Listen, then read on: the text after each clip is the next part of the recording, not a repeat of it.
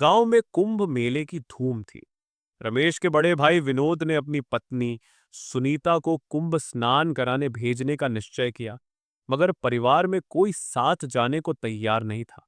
आखिर में छोटे भाई रमेश ने जिम्मेदारी ले ली और बोला, भाभी को मैं लेकर चला जाता हूं।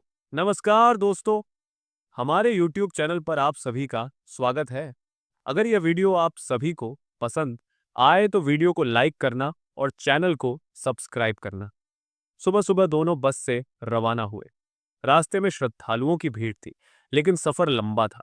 रमेश और सुनीता के बीच ज्यादा बातचीत नहीं होती थी, बस वही ननद भाभी जैसा रिश्ता। मगर इस सफर में दोनों को पहली बार साथ इतना समय बिताने का मौका मिला। तरारा ब्रू रिक्शू, मेला और भावनाओं का जाल। कुंभ मेले में गंगा के किनारे अपार भीड़ थी। सुनीता ने रमेश से कहा, तुम दूर ही याद रहना, मैं महिलाओं के साथ ही स्नान कर लूंगी। रमेश दूर खड़ा होकर उसका इंतजार करता रहा। स्नान के बाद सुनीता का भीगा हुआ शरीर उजली साड़ी से झलकता हुआ रमेश की आंखों में उतर आया। उसने पहली बार भाभी को एक स्त्री की तरह देखा था और यह भाव उसे भीतर तक हिला गया। शाम हुई तो दोनों को एक धर्मशाला में ठहरना पड़ा। एक ही कमरा मिला, जिसमें बस एक ही बिस्तर था।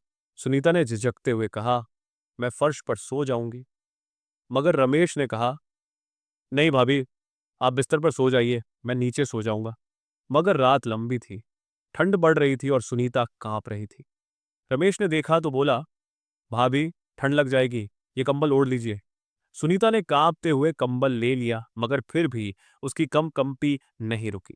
रमेश खुद को रोक नहीं पाया और धीरे से उसके पास जाकर बैठ गया। भाभी, इतनी ठंड क्यों लग रही है? उसने हल्के हाथों से सुनीता के कंधे पर हाथ रखा। सुनीता ने पहली बार रमेश के हाथ का स्पर्श महसूस किया। एक अनजानी सिहरन उसके भीतर दौड़ गई। वह चौंक गई, मगर रमेश की आंखों में देखा तो कुछ भी अनुचित नहीं लगा। मगर यह अबोध संबंध था, जिसकी समझ दोनों को खुद नहीं थी। रात गहरी होती गई और धीरे धीरे दोनों ने वो लकीर पार कर ली जिसे नहीं करना चाहिए था। आराम, सुबह का पश्चाताप। सूरज की किरणें खिड़की से अंदर आईं तो सुनीता की आंखें खुली। उसने देखा रमेश पास में बैठा था, मगर उसकी आंखों में कोई खुशी नहीं थी, बल्कि एक गहरी ग्लानि थी।